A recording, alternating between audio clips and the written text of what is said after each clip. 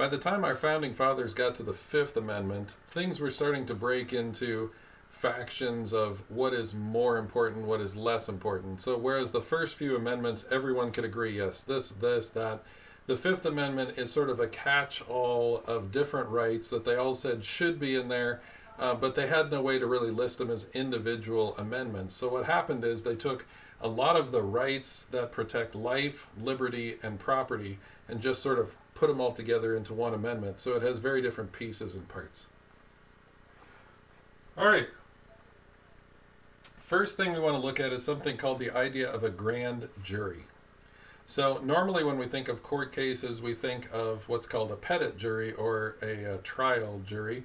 And usually you pick 12 people and they sit in the box off to the side, and then the court proceeds and they then read their verdict to the judge. You know, that's pretty common.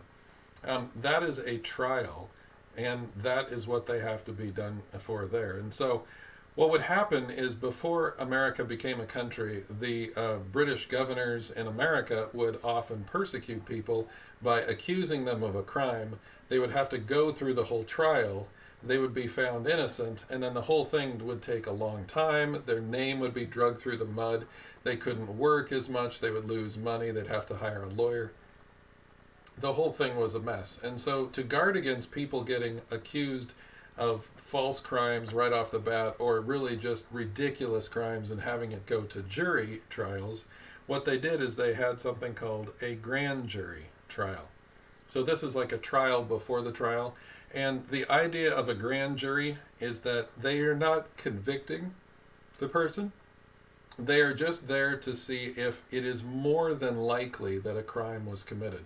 So remember, in the Fourth Amendment, we had our scale of up to 51% and above that. That is more than likely. The grand jury is there just to determine whether something is more than likely that a crime was committed. If it's less likely that a crime was committed, they just say, no, this doesn't even need to go to a trial, and we're not going to waste time, and we're not going to hurt that person with that. So in a grand jury, I've done this several times. I got called to sit on a grand jury. There were 5 of us, and the prosecution came in and said, this is what we think is a crime. And we would just vote. Yep, that was a crime. No, don't think so. And almost every time, they only brought us cases that were obviously crimes. They'd come in and say, look, I'm the sheriff. I went to arrest this person who was destroying a bar because they were drunk. This is the rock they threw at me because it fits right here in my car. They'd have it on video, and they'd show the video of the person smashing a rock into the police car. And we'd say, yeah, a crime was committed. Okay? So those are the kind of things that we would have for a grand jury. I think we did 40 cases in 3 hours one time. And it's just the prosecution. There's no defense. It's just, can you make a case that a crime was committed? And it turned out that in almost every case, they did a good job, and it was. I mean, like, a state trooper would come in and say, this is the law that says felons cannot have weapons. This is a picture of a known felon. This is a picture of the felon with a firearm. I think this is a crime. And we all go, yep, okay. So it could go to trial jury, and they might prove that the picture was false or doctored or something, but the odds of that they had falsified it would be pretty low. So, the grand jury just assigns that. Of the 40 cases, only one of them we said no. Most of the time, the police do their work. Okay. So the grand jury is just there to make sure that small petty crimes are not turned into a big deal and people get persecuted in that regard. So it's got to go through a grand jury. And you want to keep that process in mind, because if the president is ever impeached, it also goes through this same process. We'll get to that in chapter 13. All right, another thing is double jeopardy. You cannot be tried for the same crime twice.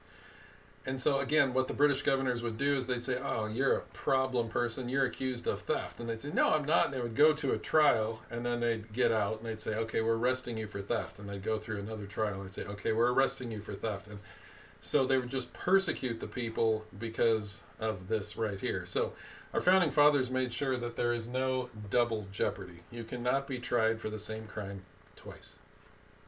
Okay? You cannot be forced to self-incriminate. So what a lot of times they call this is pleading the fifth. And that's because they are taking the Fifth Amendment. I have the right not to incriminate myself. I rarely have seen this in my lifetime. I can only think of one time where an official used this. Most of the time, what people do is they just sit there. We think you did it. Did you do it? And they go. And if they were smart, that's what they would do. And if they had a lawyer, the lawyer would tell them, just sit there. Don't say anything. Because it's up to the government to prove that you committed a crime. It's not up to you to prove that you didn't commit a crime. Except when you're dealing with the IRS, interestingly enough, if they audit you, you have to prove that you did your taxes right, not they prove that you did it wrong. So, that creeping government power. All right. It turns out, again, with the IRS, was the only time I've seen someone plead the fifth. I think her name was Lois Lerner. She was the IRS governor of Ohio. And she had asked her agents to go out and basically target conservative groups and say, look, these groups, we're just going to go after them really hard because I don't like them. And she was called before Congress to testify about this, and she said, I plead the fifth, and she walked out. And I was a little upset that Congress didn't pursue that further because, yeah, if someone pleads the fifth, I'm not going to incriminate myself, but it's kind of incriminating, right? Okay? So those are some problems with taking the Fifth Amendment and pleading the fifth. So you don't have to say anything. And in fact, most lawyers would tell you, do not say anything. Okay? All right. You cannot lose life, liberty, or property without due process. So that's an interesting one. Due process. What does that mean? Because what the Supreme Court has ruled on this is there is a fairness to the process. You have to go through the proper procedures. They have to be the same each time. And each person that goes through that has to face those same hurdles, and it needs to go through that, that process. But what they also said is that it needs to come to a generally fair result. It can't just be process without result. So these are actually the two things that are included in due process.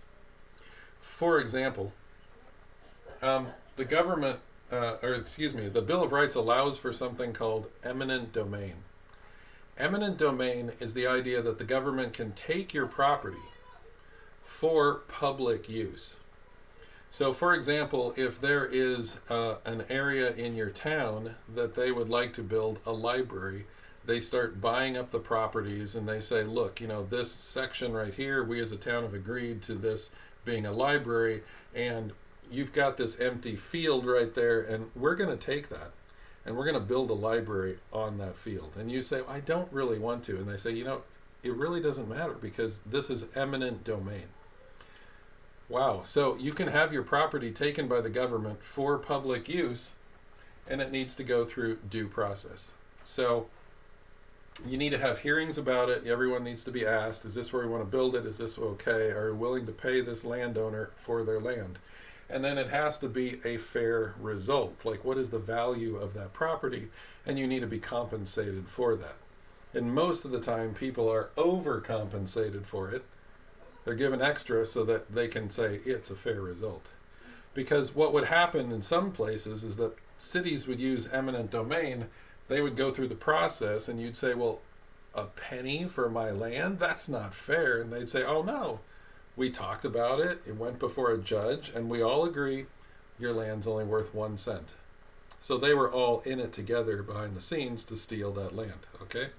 So that is part of the problem of why this arose. It also has to be a fair result. Market value, maybe 10% more, okay? And this is the type of process that allows for it. Now, eminent domain. The idea of eminent domain is a very contentious one, and we're going to watch a video on that, and hopefully you'll understand that a little better. But this has been, like many things in the Bill of Rights, changed from what our founding fathers originally intended. Because originally this was intended for schools, roads, highways, those things were built with eminent domain. If you think about 10th Street, just going east from the high school, it used to be very narrow. And there were cars parked along the sides and both sides, and two cars coming together could just, you barely pass by. And some accidents were being caused. And so what the city did is it declared eminent domain, and the landowners on 10th Street all lost 5 feet on either side, and they widened the road so that, it would be safe. People could park their cars on the side like they wanted. So unfortunately, people lost 5 feet of their road, or their property, and the road became 5 feet wider. So that was eminent domain, to make the road wider and make it safer. It was a government action, and everyone was paid, divide their property by how many square feet they were taken away. That's what they were paid for. But they really had no choice in the matter. It was a city council decided it. It was based on debates. They had hearings. They had landowner, input, and they went with going ahead with that. And they can. That's what eminent domain is for. The problem with eminent domain is when they argue that it's an improvement for the city.